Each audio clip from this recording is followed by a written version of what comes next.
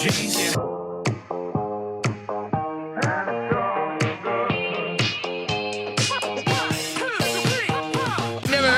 the fuck? It's like croutons in a soup. Don't turn down any opportunity, whether it's a camp, a clinic, because you never know literally who's watching. Make your own decision and stick with them and know they're the right decisions, right?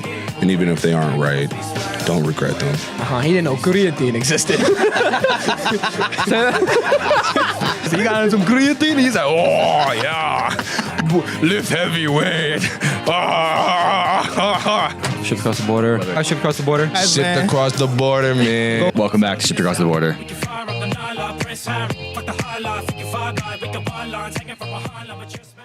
What's up, y'all? Welcome back to Shipped Across the Border. My name is Max, and I'm here with Chris. And today we have on one of my friends, another Division III basketball player in Massachusetts, plays for Emerson College. His name is Shay Roban, absolute sniper. You're going to have to bear with us today. A little bit of a Shipped Across the Border flu game. I'm a little under the weather. Chris, he's cutting, so he's always a little agile or a little aggravated on edge. And so he's in the steep of the cut right now. And yeah, so, but we're, okay. But no matter what, we got to get content out to you guys. We got a good conversation ahead. Learn more about Division III basketball, about the strong NUMAC conference tournament, and the run that they had. And yeah, so we'll see you guys in a minute with Shay. Yeah. Cool. I think we're cool. What's up, bro? How you been? Good. Yeah, This is the hardest man to get a hold of in the entire state of Massachusetts. Why? He don't answer his phone. Nah, I'm bad when it comes to answering texts. It's a problem. It's Is your stuff always on D&D? No. Nah, it's not even that. I don't have notifications on for my iMessages, so it's like That's fair. it just slips through the cracks. But we're here now. We definitely are here now. Appreciate you making the time on it. this evening. How was your day today? You told me you got to figure out about your guys' workout schedule. So what's the Emerson basketball off season kind of looking like, and then we'll kind of Off season, yeah. So we're we got it ramped up this spring. So we're lifting 4 days a week. We're playing 3 days a week. It's a lot. It's a lot more than we did last year. A big thing for us of why we felt like we didn't go as far as we did was just like a strength and physicality thing. So we're this spring our team's living in the weight room. So it's been fun. It's been hard, but do you guys have a team strength coach? yeah, we do. We got this guy, Ron Smithers. Pretty awesome. He puts together all of our plans for us. He's in there with us, kind of supervising it, making sure everyone's on top of their stuff and lifting correctly. So that's been good. That's been a good experience to have. Has it been like that your freshman year as well? Or nah, it wasn't. So our freshman year, they just opened up. Our campus is one street. That's why I want to save the dorm talk to in a little bit. Yeah. I want to know kind of how that whole situation is, but we'll get into that. So yeah, it's a really unique spot. We're right across the Boston Commons from Suffolk, this one street, Boylston Street, and that's kind of our whole school. So we didn't have a weight room on campus last year. It was about a 20-minute walk. So you wanted to get your work in the weight room. If you wanted to pick up something heavy and put it down, it was a little bit of a hike. You had to get there, and it wasn't nice. No windows. Dungeon. Yeah, it was a dungeon. It was gritty though. You get the whole team there when it's 10 degrees out in the winter, mid-season, up early and it's cold. But now we just have a beautiful weight room opened up, actually in the dorm building I live in.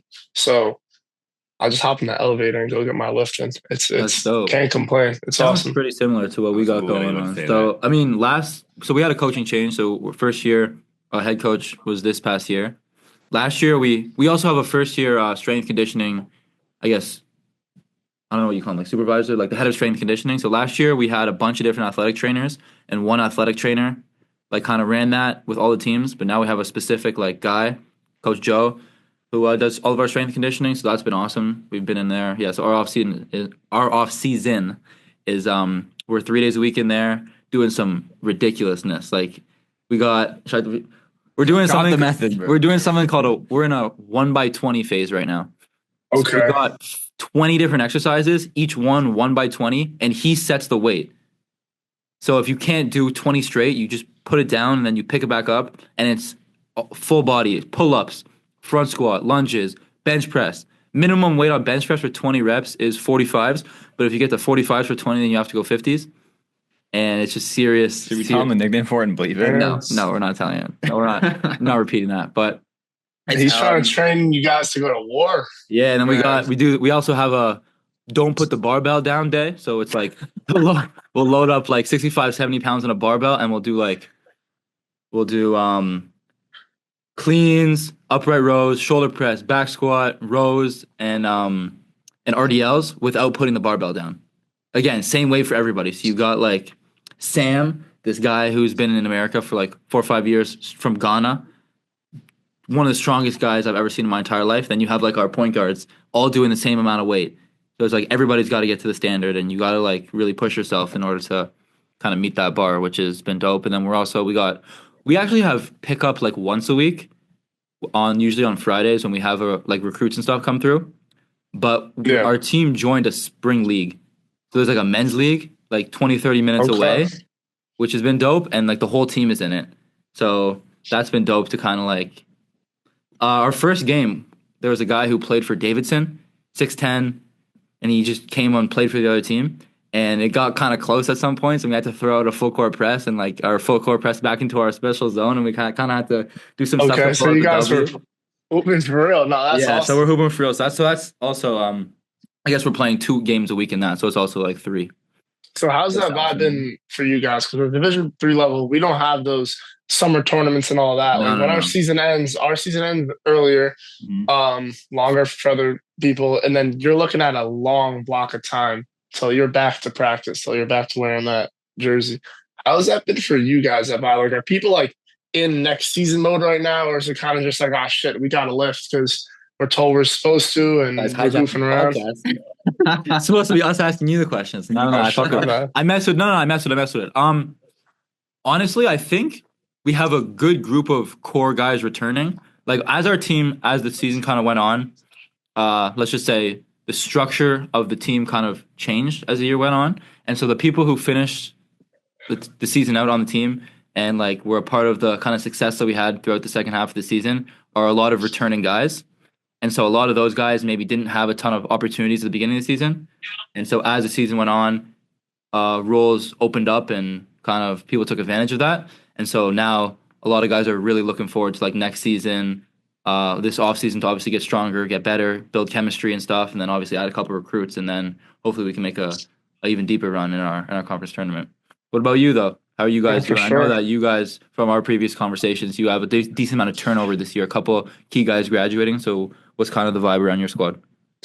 We got a couple key guys graduating, but we bring so much back, and we bring so much back of talent that like didn't really get to perform in a larger sample size going into next year. So we just feel like we genuinely have such a strong belief that we can win our conference and make a run in the tournament. We got our 7-foot transfer, who was awesome this year, and he's coming back. Like, it took him a little bit in the season to get into a flow, and there's little spots of playing time, a couple starting spots and rotation minutes that are opening up. So it's like it's just everyone is either hungry to come back and win, or hungry to come back and show that they can contribute to winning. So it's cool. It's a different energy this year going into next year than it was last year for sure. Sure. I want to talk a little bit about your guys' run in the conference tournament. From the little bit of communication that we had around the end of the season, you told me that you played in a game. It was actually, I think it was versus Springfield College, and which is like obviously like right in our backyard. We scrimmaged them in the beginning of the year, and it's like you win that game, you get a home game. You lose that game, you're out of the playoffs completely. Solvay, it was Solvay Regina. Yes. Yeah. Yeah. So talk a little bit about that and about your guys. I guess how you guys finished the season. Yeah. So it was. We were in a dark spot, I think, where we were second to last in the conference. But it was so jumbled up. And we beat Clark, the second best team in our conference. They ended up winning it all, right? They ended up winning the whole thing, went to the tournament, and played Keene State. So it was so jumbled from like the 4th seed all the way down to the 8th seed. And that win against Clark put us in a position to where pretty much whoever we were tied with, we would get the tiebreaker because we beat the higher seeded team. So going into that Salve game at Salve, we were pretty much one game behind that jumble of teams. So if we lost, we would have been like the last seed. But if we win, we're right in this jumble of mix and we get the tiebreaker over everyone. So it was weird going into that. It was a 3-hour drive and down to Newport. We played them at home where we usually play the best and we got smacked by 20. So it was weird. It was like, it felt like a playoff game. The approach to practice was like, this is like a play-in game, pretty much what everyone was calling it. We got there, it was their senior night, and we were just like, all right, like nothing really to lose. Like, let's just go out, let's play, let's ruin their senior night. And we just came out scorching hot. They got the worst rims, Salve Regina, in the country. It is like no give at all. If you even skim the rim, it's like the polo rims. Like the polo rims. Yes, but worse. I mean, that you can't get a single friendly bounce. But we didn't hit the rim. I was talking to my coach after. I was like, the rims weren't so bad. And he goes, that's just because we didn't hit them. And we came out red hot. They were more focused on their whole senior night thing than playing. And we kind of handled them. We blew them out of the water. Guys were hitting shots. And then suddenly we go from like standings wise, we're the worst team in the conference to we got a home playoff game against a good team. And we win that easily. We take care of it, 20-point win, and we go into WPI away. Obviously, a ranked team, top 25 team, and but we had so much momentum going into that we were really like, we're gonna come in and kick their ass. And we got to the game. We went up 15. We were up like 29-14 in the first half, and then they trade some shots. We trade some misses back. It was close. It was close down the stretch. It was like a 5-point game with 4 minutes left, and then got ugly at the end. But we were right within reach. That's still big. Funny how that happens. Yeah, I was gonna say that's still big to go from like 1 week being like almost last in the conference, and then you not only win that play-in game, but then you win the first round, and you get an opportunity to really compete to go to the finals. You also got to preface that Wesleyan was 24-0 at that point, right? When they were playing them. WPI. No, but when they went into that game against Wesleyan. I'm not talking about Wesleyan. WPI. Am I geek? Yeah, WPI. Sorry, WPI. Were they 24-0 at that point or no? Nah, but they only had like 2 or 4 losses all season. So they're an incredible team. Yeah. And they killed us. Like, we hadn't even skinned them the first 2 games. Yeah, they're a good squad. Yeah. I know you had like you finished out the season, especially the second half of the season, extremely strong, shooting the ball really, really, really well. But I know that at points in the season, your role was a little inconsistent, getting in games. Maybe you felt like you should have had a little more opportunity at different times. So talk a little bit about kind of staying ready and just how you were able to make most of your opportunities as you came down the stretch. Because, I mean, a testament to you and your ability to stay ready is like you were definitely a big part of why your squad was able to make that run and just hitting shots at an extremely high clip. For sure. Yeah. I think it's a part of college basketball that people don't think about when they come in, because everyone they're getting recruited is going to be starting when they come in and playing this much and doing that because that's the nature of the game. But you get there and you realize for a lot of guys, it's like, all right, I'm putting in hours and hours of work. I'm busting my ass. Everyone in their head thinks they're better than the person to the right and to the left of them.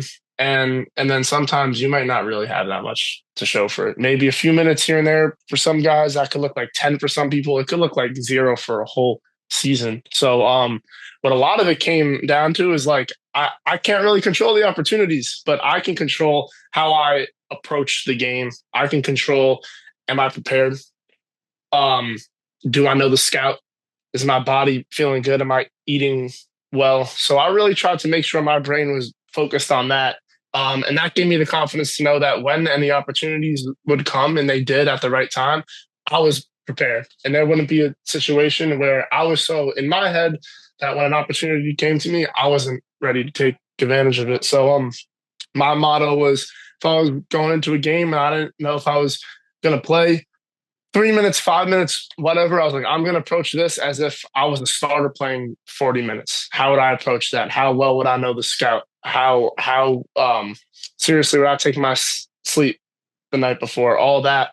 And I think that just was a really important part of the process. It was hard at times because there were stretches where I was playing no more than 3-4 minutes a game. And you know how it is, man. You prepare for an hour, you warm up for an hour, you're doing visualization, all that stuff. You're getting mentally ready to play. You get in, go up and down the court 3 times, don't even get a shot up, and then you're out. And that's the end of your day.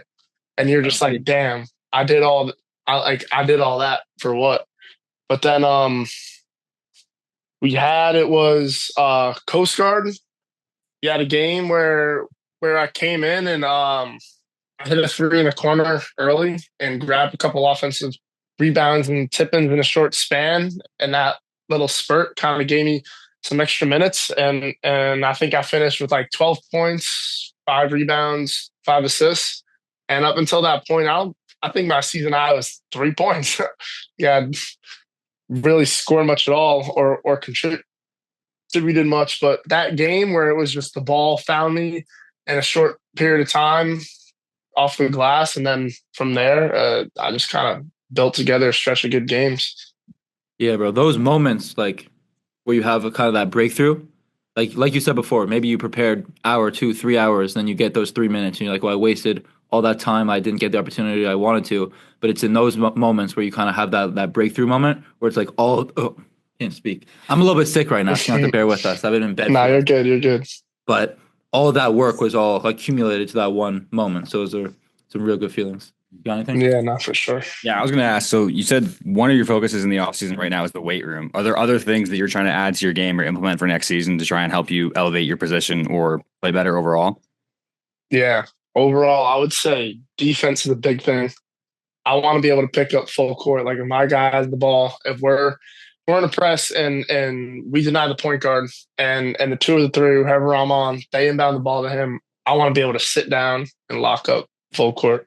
So I think that goes into the weight room stuff too. Like how strong can my body be? I missed my junior and senior year of high school basketball for back-to-back knee surgery. So I came into college my freshman year. I hadn't played really 3 years of organized basketball because of COVID, but my body was so messed up in so many ways.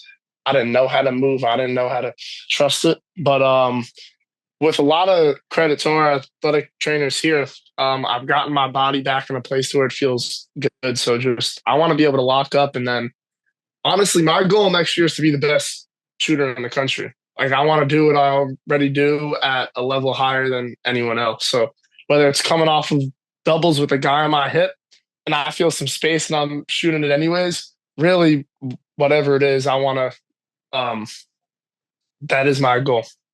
I'm high volume being the best shooter in the country. What would for you kind of be that like threshold? Like what's the goal, I guess, statistically for you to feel like you reach that metric? Is it makes per game? Is it percentage? Is it like what is kind of those metrics that you're looking at to measure yourself on that goal? Yeah. I've been trying not to read too much into percentages and all that, but I think if I'm on high volume shooting 40, I know that means my shots are contributing to winning basketball. Sure. If I'm shooting sub 30s and I'm just getting them up, I'm probably not helping my team win. So I think how well we do as a team is a big part of that. Like I want to make sure my skill set is helping us get wins. But I guess the personal metric, would be higher volume, staying at that 40% mark from 3 is definitely standard. I feel like a lot of shooters look at it like, all right, like you should be taking these shots right now. Yeah, 40's like the elite kind of. 40's at elite. Yeah, that's that elite level of like once you first, I would even say like 35 plus is like super respectable, but once you get to that 40, it's like you can put him in any team, in any system, maybe even at any level, and he'd be able to consistently knock it down. And that means you got to be getting those dudes shots and they're shooting definitely 40. But it's a dangerous game to play. You know, as a shooter, like you could get so locked into letting your percentage from the field or from three get tied into your identity as a player. Yeah, we can definitely talk about that. I definitely struggle with that at moments this year as well. It's a dangerous game to play. Yeah, I remember at one point this year, like halfway through conference play, I was shooting like 36% from three. Looking at the GNAC and our conference standings, I'm like fifth in the conference in percentage. And then I proceed to miss like 10 in a row, which is, I mean, for guys on high volume, that's one game's worth. But for me, obviously, I wasn't playing a ton of. I was definitely getting consistent opportunities, but it wasn't at a ton, like super high volume.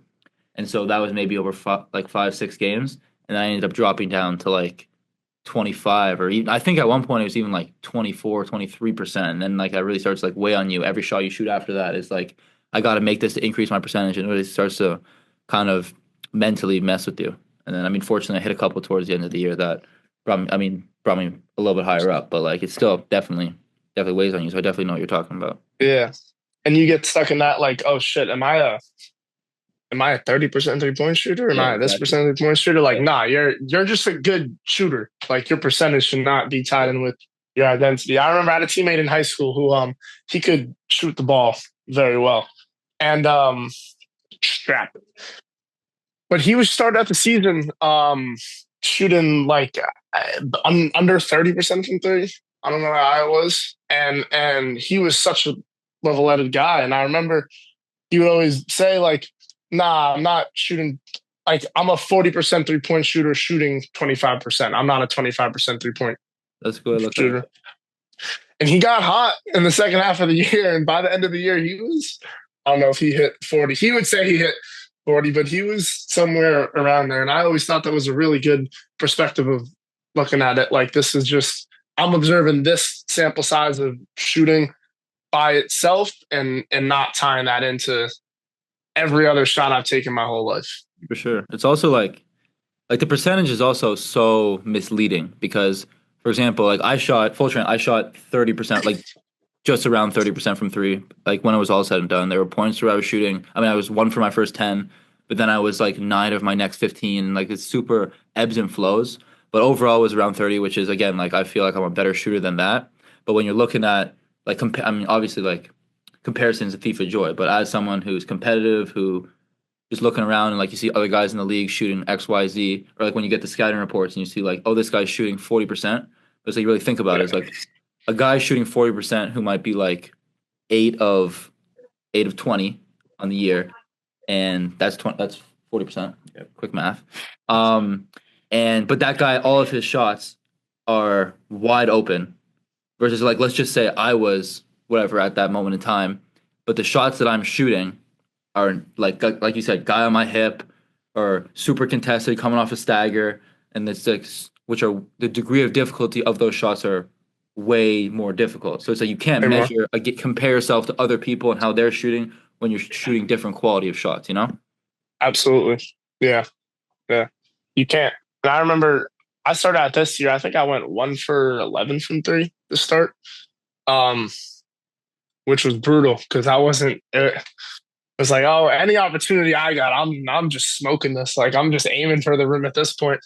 And there were so many nights where I'm like, oh, I missed two threes in a game.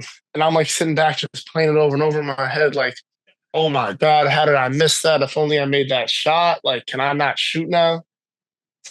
It's 2 shots. And I finished, I think I second or first in my conference in 3-point percentage by the end of the year. 40 something.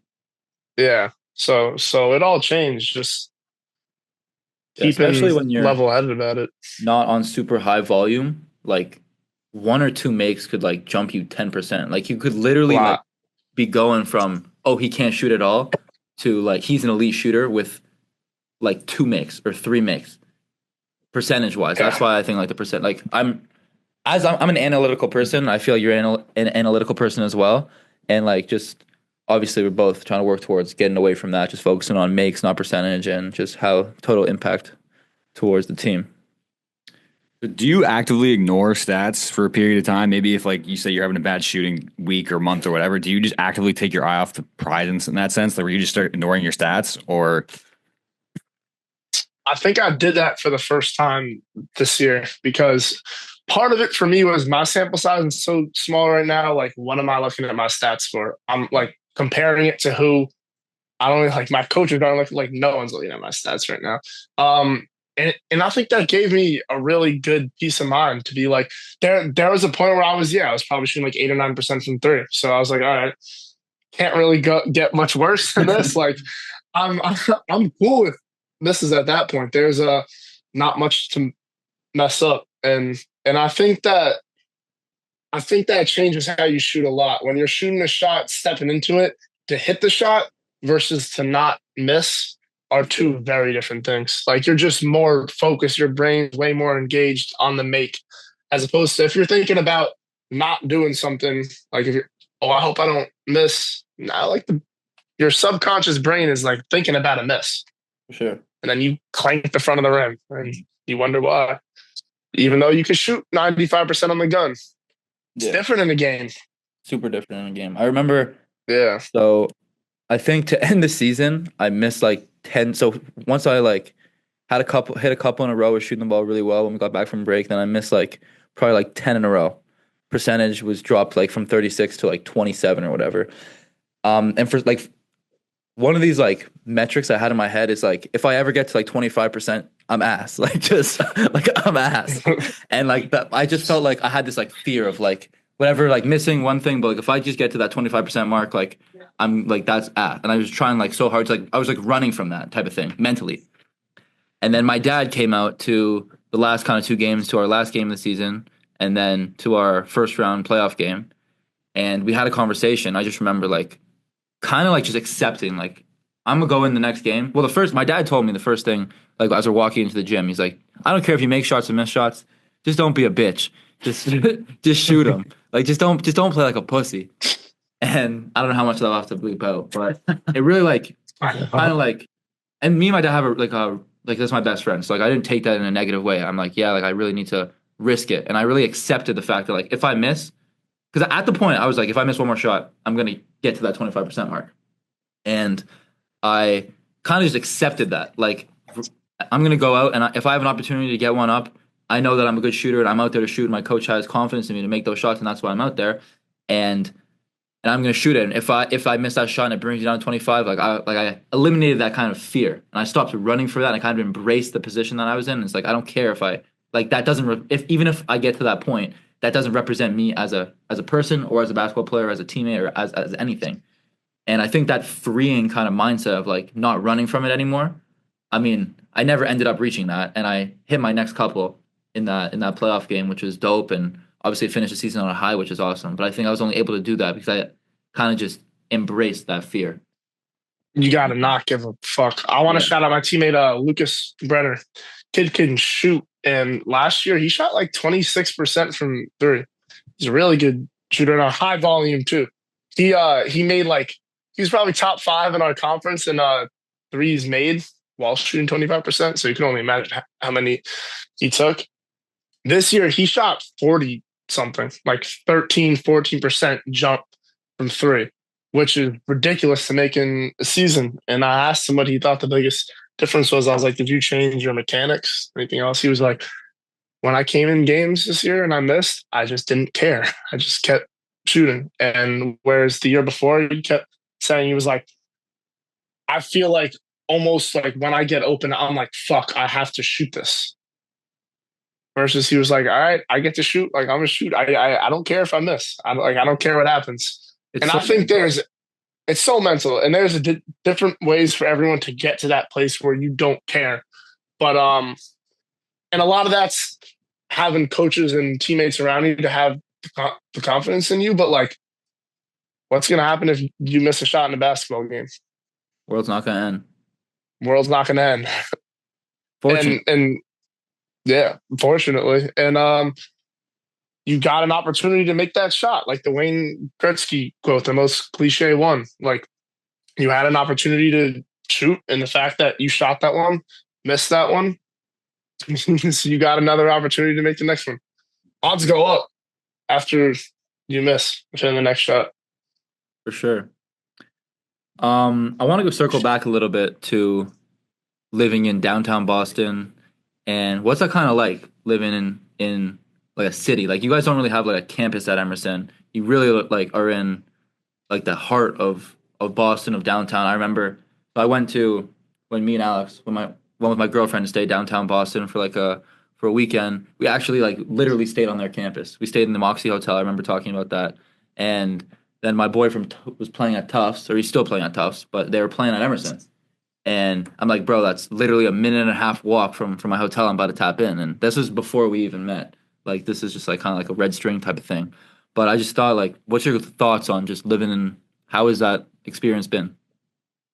It's such an interesting one because you think about college and you think about like you got the quad and you're outside with your friends and all that, like interacting with people in your school, and you could really go a whole day here and not really interact much with anyone from the school because you're in Boston. You walk to class and you're passing by your campus street, and it could be 99% people who are like walking through to go to a show at like one of the theaters nearby. So it really makes you feel like you're immersed in the real world. But at the same time, it's just so much opportunity. It's so cool to be in a position where you're just around so much other than your campus. Like there's you got all this historical stuff in Boston in a 2 minute walk. Like all the food you could ever want is a 2 minute walk to 10 minute walk.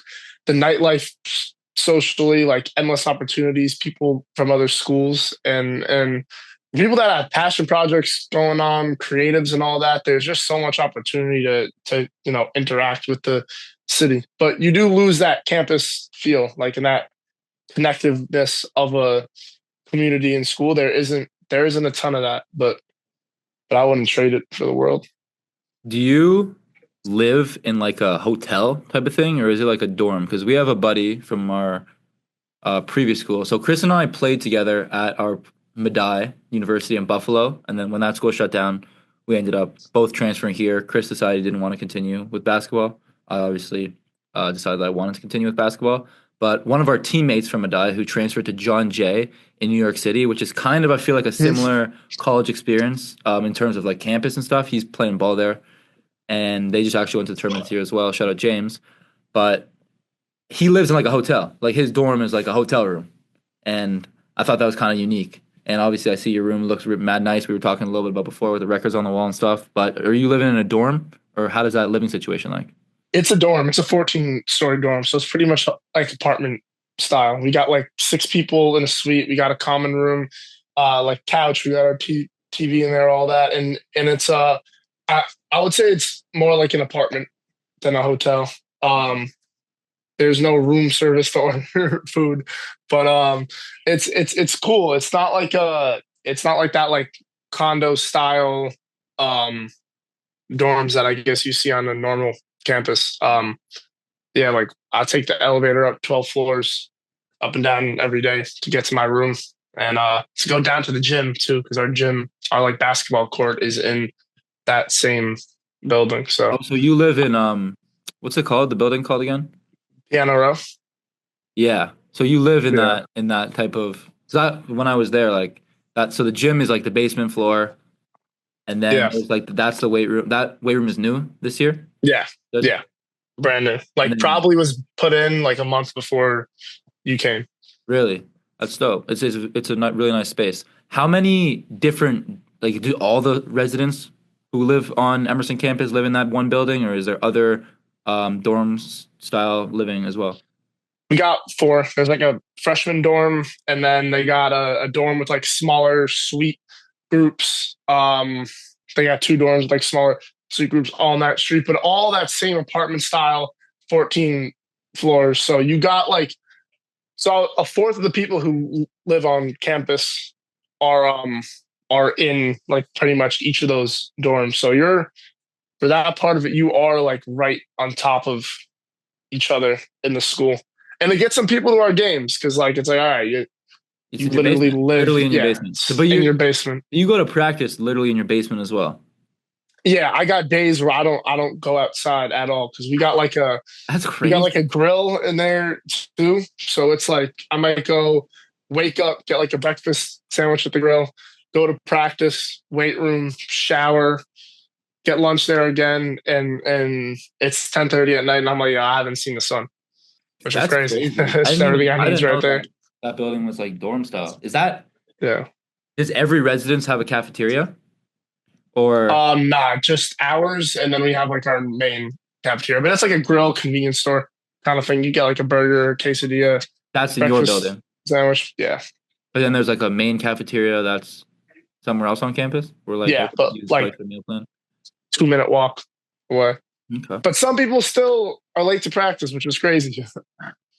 that's That's the crazy. crazy thing. Yeah. So we Yeah. only got But 5 minutes left on the Zoom, but I want to keep the conversation rolling. We're gonna save the segment that we have right now, and then okay. send you another link in like a minute, Okay. and That then sounds good. all right, see you in a few minutes, bro. Very cool. Yep. I bet. So Chris, after we kind of had to take our intermission for technical difficulties, he was asking me like how I know you, like how we met. I thought it was a really funny story thinking back to it. Yeah, it You is. want to speak on that, or I gotta explain it? We're at over break. I'm visiting my mom at the polo club in Florida, and how was the story? I'm shooting around. They have a basketball hoop there, like in a squash court basketball hoop. I'm shooting around, and I think you just pulled up, like you just opened up the door, and you were like, No, "Yo, you I just playing pulled up on you. college?" I just, Yeah, so what happened? I think I have more like a backstory because I feel like I heard about you being there before you heard about me. So I've been going there my whole life. I've been going to this like my grandparents have a spot in Boca Raton and the Polo Club, super nice spot. And I've been going there for like 15 years, like my pretty much like almost my whole life. And one of my so I played for Canada in the Maccabi games in Israel, like we talked about, and one of my teammates also stayed there, and so we would get runs going. Like we'd try and get runs all the time. Some years we'd have like every single day full court runs, 2 to 3 or whatever the times where we'd kind of just spread the word and it would spread like a wildfire. And so he ended up being there before I could get there this year, just based on like school break and stuff. And obviously he's not in college; he's like 30 something. So like now he's and so but he starts spreading the word out, telling all the in good shape young guys to come out and play.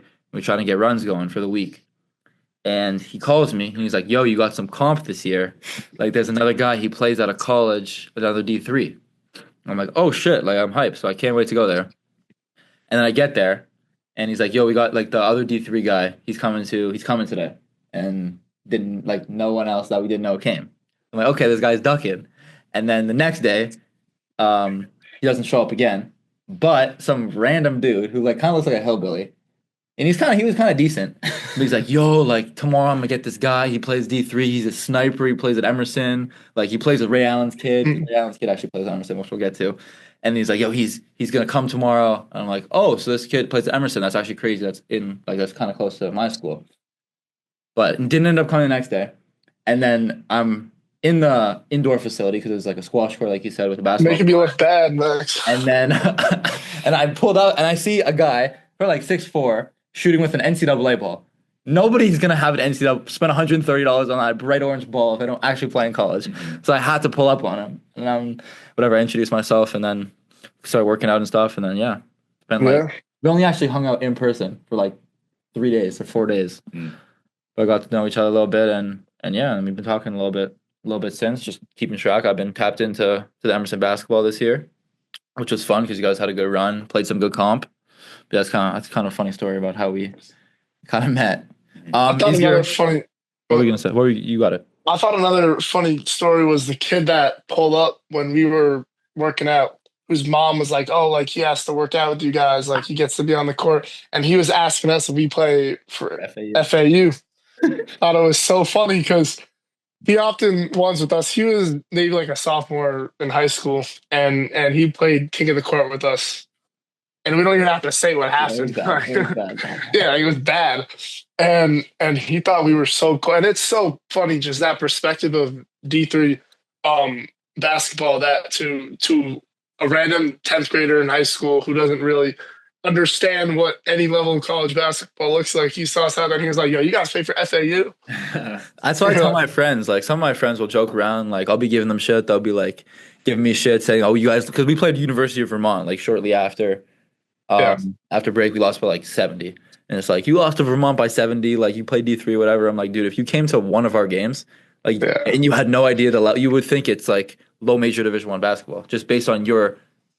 And I mean, it is a testament to the level of basketball, but it's also like your lack of basketball knowledge and exposure to high level anything, to be honest. It's also a little ego boost when you play a kid who's like clearly not prepared for the He was level of competition. He's like, yo, He also you must wasn't play a for good. Duke. He also wasn't a good 10th grader. He was a below average. Nah, he wasn't great. Yeah. We got some decent runs though. We had a girl who allegedly played at Toledo. Allegedly played. She was like 6'1". She definitely was like 6'1". I don't know if she played on the team there, but I think she played basketball at some points in time while she also went to Toledo. I don't know if that was pickup or at the park, but I think we interpreted the team where it's like she has a great personality. Yeah, it was great, huge personality. It was misled. I'm trying to think who else was there. We got some decent comp at one time at some point. Yeah, nah. We didn't end up. Did we ever go full this year? Nah. I don't think we ever ended up having an opportunity. But there's been years past where we've gone full. There's been some. It's very hit or miss. Like some years, there's like a lot of young guys. Like I remember one time last year. So yeah, the winter break before last year, before this past one. Me and Avi, like the guy you met, who he actually didn't even end up playing on our runs. He was a good ball player, but he didn't end up playing because he had some stomach issues. But we ended up the year before when he was healthy. We played this like young guys in twos, and this guy was like, I scored 1,000 points, varsity level in high school. Like I could have gone on a full ride to like whatever like Division I school, like wherever he was, and he was like talking all this shit, saying I was about to kill us. So we played him in twos, and we won 11-0. Mm-hmm. Well, we won 10-0 because he hit me on a pick and roll, and I dunked. It was like the rim was probably like 9-9. It wasn't like fully cranked up to 10, and I punched it off two and hung on the rim, and they quit after that. And it's like you get a lot of guys who are like, 'cause it's an upscale kind of spot, and you get a lot of guys who like think they're hot shit, and then you get some 2 D3 guys and school everybody. Mm-hmm. But it's a good time. Yeah. It's funny. People outside of Division III, I think particularly for basketball, I can't really speak on other sports at the level, really don't understand what it is, what the competition or the commitment level of it is, the commitment, all of it. Like it's really misunderstood outside of, the people who are in it. Yeah. I remember I thought that same way growing up. I was like, nah, D3. Even when I got here, like when I got to campus last year in fall, I was like, yo, these dudes are fucking nice, bro. Like this is really, really high level basketball. It's good. It's good ball at Division III level. I saw a YouTube video, and it was kind of explaining the differences between the levels of NCAA and then NAIA and JUCO, whatever. And when they were speaking on D3, they were like, it's less of a commitment, and you kind of more balance academics and athletics and all this, whatever. And it's like, I mean, I don't know how much commitment a Division I program is putting in.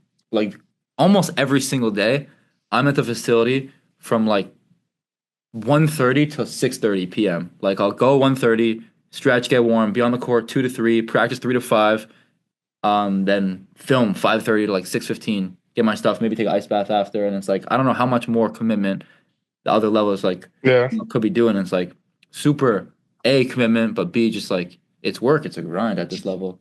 I really think the only main difference is physicality and athleticism. Like the farther you go up, it's just they get taller, faster, stronger. His center is legit 7 feet. And even at that, like you have some people that slip through the cracks that are also unbelievable at the Division III level too for athleticism and height and all that stuff. Yeah, but it's just across the board at the Division I level. Yeah, you do get like more freakish levels of athleticism. Yeah, I do think though there is some parts that's Division III level. Like we talked about that for both of us. Like in season, like that practice with the warm up, cool down, all that film, all that. You're in there. You could be there 5-6 hours, but you could get away with a lot less too. I feel a lot of the recovery, the way you approach it and take care of your body, you can skip out on that stuff that isn't mandatory. There's no mandatory ice baths, no mandatory like workouts outside of practicing the season. So, but it's cool. Like that's when you really see it Division III level. Like who wants it? Who really loves the game? Yeah. Because you don't have that extra validate. Like there's not a ton of external validation that I think you get aside from the sport itself with Division III basketball. Yeah, especially when you go to a small school, so everybody's an athlete. So there's no clout for being on the basketball team. When you go to a small liberal arts school, like both of us do, where almost everybody is an athlete, other than maybe you go to like a Division I school and you could be eating pine the whole time, not playing a minute, maybe probably even like redshirting or whatever, or even the manager. But like because you're affiliated with the basketball program, like you're invited to all the parties and you get a ton of clout and whatever, and it's just not like Yeah. if you like. I mean, I can't speak for you, but I know that for me, freshman year, like when I redshirted, and then last year when I was only playing in pretty much garbage time, it's like the only really validation that you're getting from the sport is the sport itself, and So, the extra. You think it's pure in a yeah. sense? Yeah, I was actually going to talk about a little bit, like if you're tapped into March Madness right now, and kind of like, I guess the purity of Division III basketball as opposed to the ridiculous politics that are going on right now with the transfer portal and everything. Yeah. You're asking me. Are you tapped? Have you been tapped into March Madness? Yeah. I have been. And the transfer portal stuff going on right now, mid March Madness, is crazy. It's wild. Yeah. You got guys on high major teams who are still playing, entering the transfer portal because they're not happy with their situations. They're not happy with how much money they're making. Like while their team's still competing, like it's really like all for themselves. Like a lot less team type of things. And I mean those teams that are guys who are all bought in. You see like the Auburns, the Dukes, Michigan States, even like the Purdue, which is the only team in the entire tournament, I think, whose starting five started off at that school. Yeah. Cool graphic. And it's like those teams that are the teams that have all this like a lot of success are built up of those culture programs and not just elite talent. And it's hard to blame the players too, because you get like you get a bag. You get a bag, and you have a 4-year window to take advantage of that. And it's like you don't know what your pro career is or isn't going to look like, and you have this floor that you're on that's broadcasting you at a really high level in front of a lot of people. So you got to take advantage of that. How could you not prioritize that over for sure everything else? But you don't see that at the Division III level. You still see people transferring and hopping around, but it's different. Like it's got to be more academically at that point. Or mostly for playing time too. Playing time, sure. Yeah. Definitely happens. But yeah, like here at Emerson, for non-athletes, like they don't care at all about basketball. Yeah. It's very art school. They don't even know we have a team. Like there are people that legitimately don't know we have a team. I remember, so funny, I have a class at 4:00 on Mondays or on Tuesdays and Thursdays. And we added a new team in our conference last year. So there's a two-week span because we play every team twice where they have to add in an extra game that week. So it used to be Wednesday, Saturday, every week of in-conference play. And it's that aside from 2 weeks where it goes Tuesday, Thursday, Saturday to accommodate for the extra 2 games. So I had to miss like 2 classes. And I remember I was explaining this to my teacher, like, you're going to have to work something out. I'll get all the work in, yada, yada. She was like, oh, it's okay. Like, I'll email your coach and tell him you can miss the game. I was like, no, you don't get it. You don't get it at all. Like this is NCAA basketball. I can't no, I can't miss 2 games for the class. It doesn't work at all like that. Yeah, I got a funny So story. I thought it was my fault. It was a funny moment. But I was also like, damn, like there's not even a slight degree of respect for like the sports here. So one of our teammates he's a grad student. And he had a night class. It was like 7 to 9s or whatever. And we had a home game. If we won that game, we would have clinched a home game in the playoffs. So we would have clinched playoffs and had the tiebreaker and clinched the home game in the playoffs, which we fortunately did winning and did end up clinching our home game, which was dope. But the game was pushed back due to like all the ice and all that stuff and the snowstorms and everything. But the date of the original game, we were not going to be able to play with him because he reached out to his professor and asked if he could make up the work. And he's a grad student, so it's only like they meet once a week for like 3 or 4 hours, and so it's more intensive than just one undergraduate class. But his professor responded to him with something kind of comical. It was, no, you can't miss this class because these classes are my game days. I have to make sure that I sleep well the night before so that I can be at my best performance to teach the class, and I have to make sure that my nutrition is on point. And he basically had this whole like spiel about how like our teammate Neil, he couldn't miss that class because that's his game day. That's the professor's game day. Is this MBA, like what do you call a class? and so he wasn't going to let him miss the game, like the most important game of our season up until that point, because it was business game day. So on Thursday, and I thought that was hilarious, and I mean, it ended up working. It's hilarious. Yeah, He ended up being able to play in the game. yeah, he ended up playing the game because the snowstorm pushed. It got rescheduled, but there was a game. There was a game where we had a presentation. He was literally like on the presentation in the back of our locker room as we're going through pregame scout and game plan and everything. It's kind of crazy. That's crazy. It's stuff you'd only see at the Division III level, but it's part of what makes the experience cool too.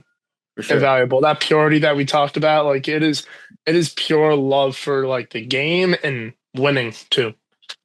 Like, what else is there but to try your hardest to win games? Like that's it. That's it. You're not getting. There's no social media posts going on after where you're getting people hitting you up. There's no sideline reports. There's none of that. Which also less distractions though. It's less distractions.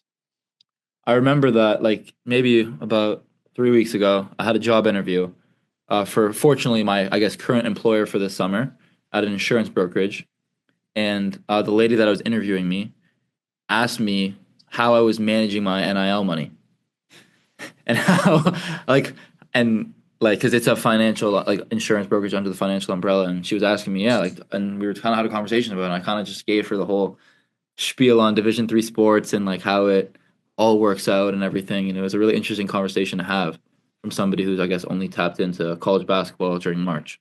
Yeah. And hearing about all that NIL stuff going on. Is there anyone on your guys' team that has any type of NIL stuff going on? Because I do see some guys at Division III level who do have small things. Our lacrosse team has like a sponsorship with Dave's Hot Chicken. They get some like Dave's Hot Chicken's fire. They get some like free meals. Is your guys' lacrosse team really good? There's some teams that are better than them. Some teams that they're worse than. It's a mixture. They play in a tough conference. They're solid though. But I just get like some free meals. We're trying to look into that. We got a trip to LA coming up next year, so we're trying to figure out funding for all that because we're not getting like pretty much any money from the school. So where are you guys going to LA? Who are you guys playing? We play Chapman and Cal Lutheran. I've heard of both those schools. I know Cal Lutheran. Yeah. Cal Lutheran pretty good. During winter break? Yeah. Damn, so you're not going to be in Polo? Are you going to be in Polo or you're I think my mom might be moving there full time. So I might be there not this summer, but the summer after that. But not during next year winter break? Nah, probably not. We got the tournament. So you guys won't have any time like to yourselves? Like that time where you would be going home? We get like 5 days after our last game before we got to be back. So, but it'll be cool though. It's just expensive though. Like, yeah. It's already not any athletic scholarship, and then we got to figure out all ourselves how to fund the trip and all that. I know our softball and baseball teams every year go to Florida. I don't know if that's consistent among a lot of schools. I think in the Northeast it is. At Medaille, our previous school, the baseball and softball teams went to Florida. And then here, like they go. I think, but they also have to fund it. They do like a bunch of fundraisers. They work a bunch of different games, and they all have to like chip in X amount of money. But they get to go and during spring break to go and play in Florida. So I think that's a dope experience. Something that I would love to experience. I don't think that's in the cards for my college career, but I mean, hopefully you guys have a good time on the NIL. So we played when we were at Medaille. We played in the Empire 8, and so we played against Big Cozy. You know, like the big 7'2" guy, and he I think has a couple NILs. I'm trying to think. Is anyone else we know? He's got like a decently big following though. He got a couple hundred. He blew up a little bit. Yeah. I mean, dude, he's nice. Like he averaged. Yeah, he is cool. I was following him this year. He averaged like 15 points a game this year. He's kind of a break. Yeah. Yeah, which I mean, shooting it too. Yeah, at like 7-1. Really shooting it. Dude, when we played him, he was not. Yeah, he didn't really play. He played like a minute or two. They threw him in the middle of his zone, and he didn't really play. That was, I guess, his sophomore year. Last year, did he get up and down the court though? No. No. I think by the time he got from one end to the other end, he stayed in that half court, that middle circle. He just sort of stayed back and forth right there the whole time. But they ended up. He had amazing. I think he averaged like 15 and like something shooting some high clip from three. I mean, he was frying in AAU basketball. He was averaging like 30 In before. AAU? Before he went to college, he was frying. I don't know about that, but yeah. So I think that's one guy who we played against with NIL. There definitely is. So we play against like a couple of good squads. Like guys from Trinity definitely have some sort of NIL. I wouldn't be surprised if Vetter had something. Yeah, I don't know though, but yeah, it's kind of crazy. I saw something that's pretty cool that I kind of wanted to talk about in the podcast, maybe get your opinion on, and it was guys at the Division I level, like they're starting to like run it as if it's like overseas soccer, and so how I guess it works overseas soccer. I'm not tapped into soccer at all, so I'm kind of talking out of my ass and what I've seen from this one TikTok. But what it is it's a lot of smaller clubs and they kind of feed into bigger clubs. And so when a bigger club, I guess the basketball, parity would be like Michigan taking that big center and the coach from FAU, which is a mid-major school. Yeah. In the soccer world, they would have to pay a transfer fee. So when you're a big school from a big conference, let's just say it's like the Power Four now. So Big 12, Big 10, ACC, SEC. If you take a kid or a coach or something from a smaller club, so it's a mid-major or low major, you'd have to pay that school a fee for like taking their player, which would I think that would solve a lot of stuff because it would discourage people from transferring because it like in order for a big school, not only do you have to pay them, obviously now with all the NIL and stuff, but you have to pay the institution. But I think that would also help the institution even more because they're at least getting compensated for developing elite talent. Like you see, what's his name? The guy from Iona who's on Florida now. Dog. Walter Clayton Jr. Yeah, him. Like for example, he's killing it this year, but Iona is not. What conference is Iona in? I don't think they're in a Power Four conference. Nah, they're in. Iona's in a small conference. Yeah, they didn't do. They were like 500 this year though. Yeah, they weren't that good because all the guys, Patino left and everyone else scattered, and they being nothing for it. Yeah, exactly. And so I think that helped solve a lot of problems. I think it also encouraged guys who are like 3 stars, 4 stars to instead of going to Duke, to Kentucky, to Arkansas, to all these big schools and sitting, and then end up transferring to a low major anyways because you're not getting any burn and you're trying to salvage your career to potentially play professional or something. You just go to a mid-major, develop, and then if you kill there, you go to a high major, and then the school would get rewarded for developing the low talent. You'd gain reps and actually get better and build a name for yourself as opposed to just sitting on the bench for a couple of years. And it just bring back that. I mean, it's less pure because it's like super political, but I think it'd bring back a little bit. It would tame the chaos, I think. And balance it out a little bit, yeah. Yeah, I thought that was a cool perspective. Looking at the teams that are in the tournament this year, like the high seed teams are running through the tournament. Yeah. They have so much talent, and they were able to recruit so well out of the portal using all that NIL stuff, and it kills these programs that don't have a lot of money. Yeah, I'm about to look right now. Auburn's up at half. It's going to most likely be all 4 1 seeds in the Final Four for the second time ever. Just really emphasizes how wrong these top schools have of pull in terms of financial, I guess, ability. But to change the conversation a little bit away from basketball, more towards, I guess, life. Chris was asking me, he said he wanted to talk a little bit about your high school experience. But before we talk about your high school experience, we were talking about that crazy kind of trip that you had, solo trip, survival type of thing. I want you to talk about that on the podcast. Chris's would be kind of interested in that. I don't really know how else to word it, but you got to take it from there. Wild thing. So it was called Outback, and it was basically 11 days where they take you and they put you in a group with a bunch of other kids. 8 of the days you pretty much backpack to the White Mountains in New Hampshire. You with a group, you can't bring, there's no phones, no technology. You're not even allowed to bring a book. So you're just bringing like food to cook and some like pots and pans. Everyone's got like a big backpack on pretty much. And you're pitching your own tents at different campgrounds, like technically our campgrounds where it's not like a laid out campground. It's just like, all right, we found some good trees here to like pitch a tent with. And then 3 of the days are completely isolated. So like no, you leave a flag at like the head of your site, and someone comes by to make sure like you're still alive, and you put like a different colored flag out if you're like in trouble, and you get a notepad to write on, but nothing else. You got to make your own fire. And I grew up in LA and New York, so I had no outdoor survival skills. And they did like a 1 day demo on how to make a fire and all that shit. So yeah, I was out there like I don't really know what to do and all that, and no one to talk to, but pitch a little tent, sleep in that. We got hit with like a 12-inch snowstorm too in the middle of it. It was a wild experience, like by far the craziest thing I've ever experienced. Especially as someone with zero skills when it comes to anything outdoor related at all. But I remember I got some like snow in my boot I was wearing, and there was a snowstorm out, so I had to figure out how to like shield the fire I was making in the snowstorm with my tent, so I could warm up my foot that had snow in it.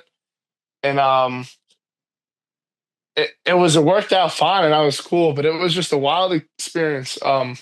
Definitely the being alone out there was one of the craziest things. I remember coming back after and picking up my phone was the weirdest thing. Like this phone looked like the weirdest thing in the world. I can't even really explain what that experience was like, but it's 11 days you're completely disconnected from everything. And they've been doing it for like almost 100 years, and they've maintained the experience is pretty much the same today as it was when they first started it. And you don't see any technology, any blue light, anything like that. Like you're living pretty much nomadically. So that was. And you did this willingly, like it wasn't a punishment? Nah, you have to do it pretty much to graduate high school, or middle school. Yeah, high school. So it was my junior year. I went to a boarding school, Holderness School. It's in New Hampshire. I went there for basketball. Was not entirely privy to what this whole thing was when I went there, because it was they probably left that out of their thing. Pitch. Yeah, they left it out a little bit. And I got more informed on it the closer we got, and I was like, "Are you fucking serious? Like, am I really gonna do this?" I think I could do it. I think you. That's why I want him to tell you the story, because I think that you would find that interesting. But like me, I would have died. That yellow flag would have been up very quick. No, white flag. But in hindsight, like, I think I would do it again. It was such a cool experience to be able to be disconnected. Like, I'm sure it's so hard to find opportunities to be disconnected from everything, because you feel like you're like going against the grain if you don't go on your phone for a day, because you're missing out on everything. Like half of our world is virtual. But that it wasn't like, oh shit, let me like not reach for my phone or try to restrict myself. Like you don't have a choice but to be disconnected. So it's something I tried to like take into my life after that, but still on my phone way too much. But cool experience for sure. Yeah. I want to ask about that. Like you said, you took it into your life afterwards. How do you go about doing so? Like what kind of impression did it leave on you after high school? A lot of it was comfort being alone, like in isolation. Like I never really think I had 3 days completely alone, not talking to anyone else. It made me so comfortable with just sitting with my own thoughts, which is something I was not comfortable with. I'm a pretty social person. Like I always liked having people around, but now like it's taught me the value in having time to just like sit with your own thoughts and keep to that for even if it's an hour or two at a time. Learning how to do that, like that, definitely I can put 2 and 2 and connect the dots together of how that experience really helped my ability to do that. It's helped in basketball. On that thing? Like, has anyone ever? Nah. Okay. No, there's been like a couple basic injuries, but no one's died. I mean, they do like a bit of training before to make sure you know what you're doing out there. And when you're with your group before the solo part of it, they teach you some stuff, but no one died. It's they do it in March, so it's not the dead of winter. And there's no because there's still a ton of snow on the ground and it's cold out. There's not really any animals out there. That's true. So it's almost it's almost safer in a way. You do hike a lot though. We hike like 60 miles, and I was still my knee was torn at the I time. was literally about to ask, like, did you have a fucked up knee at this point? Like, and how? Yeah, Like, they yeah, still made you go on it. yeah. I mean, I didn't really know how fucked up my knee was because I had the surgery I had. Um, I'd gotten it. I was like probably 6 months post my first surgery when I went on this, and I didn't know like I had re-torn it throughout that season, like trying to come back. So I didn't know it was torn. It just kind of hurt, but it felt all right out there. Something about being outside and nature and all that, like my body felt pretty good. Feel you had enough to eat, like you were cooking, or you were kind of just like starving through it. Not enough to eat. I wish there was more to eat, but no, we had like a decent amount of food. Like we packed food, so we're like making a fire, and we cooked up like quesadillas one night. The food was actually pretty good. Like you just get way more in touch with all your senses and all that. So the food actually tasted amazing. That was probably one of the best parts about it. It was cool. You're around the campfire with a bunch of people. They try to put you with people you don't know that well. So like I wasn't friends with anyone in my group. Everyone becomes pretty tight from that. It's a cool experience. So I think it'd be common that. I'm not gonna lie to you. yeah, you'd be good in that. You also grew up. Yeah, no, it sounds very familiar to like how I grew up too, because I did that a bunch with like me going out and just making a tent or existing in the woods was pretty normal for my childhood for the most part. Like I Okay. remember one of the first experiences I can like vividly remember. I was like 4 years old hunting squirrels with one of my best friends. Like it was very regular to be out in the wilderness. Where are you from? A really small town in Canada. Like I've said this to 1,000 people where I Okay. tell them the name. There's no way you'd ever hear of it, but Hanover, Right. Ontario. He lives on a farm. Okay. So the outdoors, that's pretty common. Very For common. you. Yeah. You'd probably like it a lot. The people that like it a lot usually have a lot of outdoor Mhm. background. Yeah. So you know how to like make fires, hunt, do all that, pitch I tents? haven't done it in a long time, but I would feel He's become civilized recently. yeah, I guess I'm more civilized, but I feel like if you threw me in there, my instincts would hopefully take over because you'd be fine. my dad is really good at that kind of stuff. Like I remember I went turkey hunting. Yeah. With him. One of the first memories I had with my father is we used to go turkey hunting all the time. And so what you do is you have one person who's sitting with a gun, and then someone else will chase the turkeys towards you. And my dad becomes like with the turkeys. Like he'll go around behind them, and every single time they end up right in front of me, and you blast a turkey and go home. Like I don't remember a single time that we went out hunting we didn't come back with a turkey. Like he's really in tune with nature, and he's been like that. I think he grew up around people who are like that too. So That's cool. yeah. That's cool. Yeah. It definitely made me value that being in nature part of like being human. I was so unaccustomed to that, doing that. It's cool being outside, just being outdoors in the nature is like all you're hearing is the sound of the trees and birds or whatever. There's something super common about that, especially when you grow up living indoors on a basketball court. Like I remember, like summers would go by when I was in high school and all that, middle school, and I'd come back and like at school, and, like everyone's like tan from the summer and being outside, and I'm like pale as shit.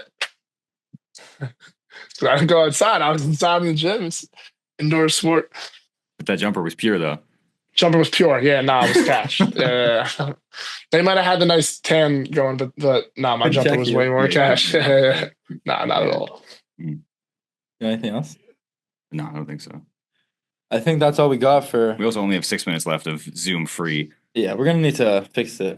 Get some Zoom, NIL Zoom sponsorship.